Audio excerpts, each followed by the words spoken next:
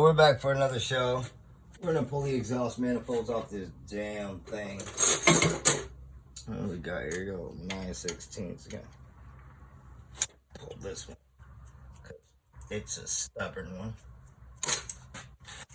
One that doesn't like anybody. You know the bolts get they get a little discriminatory sometimes. Sometimes they just don't want to work. They don't like you.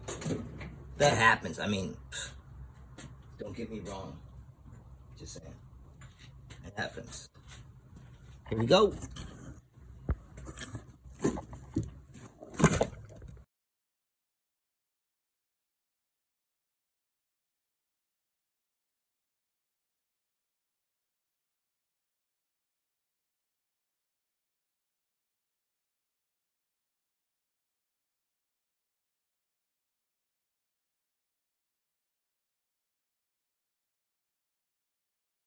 This is that last cylinder I was talking about, when I was talking during the speed video, but you could just see this guy wasn't doing nothing.